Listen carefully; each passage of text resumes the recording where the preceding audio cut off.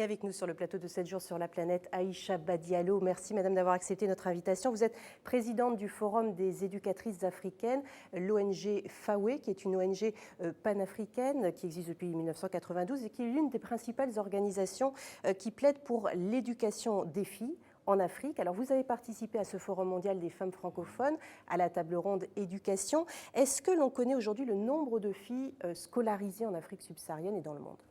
Oui. Commençons par d'abord rappeler celles qui ne sont pas scolarisées. Il y a, au niveau de tous les enfants africains qui n'ont pas eu accès à l'éducation, il y a 31 millions, dont 53% de filles. Et parmi les adolescents, qui sont au nombre de 71 millions aussi, 54% sont des filles. Et vous savez, lorsqu'elles ont accès à l'éducation, donc elles font le primaire, on réussit à le sauver jusqu'à ce qu'elles finissent le primaire. C'est excellent parce qu'elles réussissent plus tard. Parce que l'éducation primaire est gratuite en Afrique subsaharienne. Elle est gratuite, mais vous savez, il faut mettre entre guillemets. Parce qu'il y a beaucoup de dépenses quand même si c'est gratuit, il y a quand même beaucoup de dépenses. Parce qu'il faut habiller les enfants. Et ça coûte cher, il faut les chausser, il faut acheter le matériel didactique et tout. Ce n'est jamais tout à fait gratuit si les subventions ne viennent pas du gouvernement.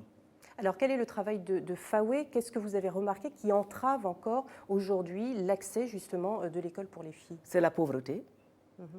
Ensuite, c'est l'attente que l'on a.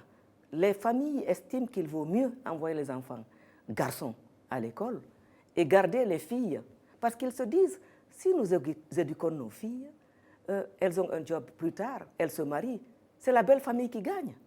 Alors c'est quoi? C'est des facteurs socioculturels qui sont encore à l'origine de ce frein? C'est des facteurs socioculturels et économiques. Parce qu'investir sur une fille, c'est quoi? C'est risquer peut-être qu'elle prenne plus à cœur son travail que son rôle de mère et d'épouse? Ils ont peur de perdre le contrôle en fait. Vous savez que jusqu'à aujourd'hui, il y a les mariages précoces. On oblige les jeunes filles à abandonner l'école dès la 4e ou 5e année pour aller se marier. Et ensuite, ils ont peur que la fille n'accepte pas de se marier à l'homme qu'ils ont choisi pour elle. Alors que reste-t-il à faire? Ce qui reste à faire, c'est de faire beaucoup de campagnes de sensibilisation au niveau des familles pour leur expliquer l'importance de l'éducation des filles et l'importance de l'éducation des garçons au niveau de la communauté. C'est ce que FAWE fait. Nous leur expliquons et nous démontrons que l'éducation d'une fille, par exemple, sur le plan économique, apporte 18% de bénéfices, alors que le garçon, c'est 14%. Ça, c'est un. De deux, nous démontrons que les filles qui ont été éduquées ne respectent les valeurs universelles et les valeurs de la famille. Et nous sommes des modèles. Je me souviens une fois, en Guinée, j'ai été voir un cheikh. Je ne suis pas rentrée dans sa case parce que je sais qu'il n'accepte pas de serrer la main à une femme. Je suis restée dans la cour. Ma délégation est allée lui parler d'éducation des filles. Et il a dit, où est Aïcha? On dit, elle est dans la cour. Ah, alors là, je vais envoyer mes filles à l'école. Parce qu'elles vont respecter. Il a compris que ça n'était pas absolument. L'éducation ne fait qu'augmenter la valeur de la femme. Il y a une valeur ajoutée, si vous voulez dire.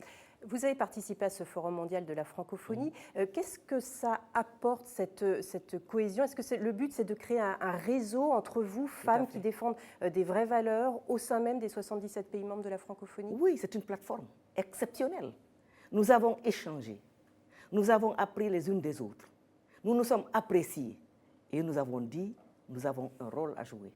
Merci beaucoup Madame Badialo d'avoir été avec nous sur ce plateau et on va voir en bas de cet écran s'afficher l'adresse du site internet de l'ONG FAWE dont vous êtes la présidente. Merci d'avoir été avec nous. Merci beaucoup.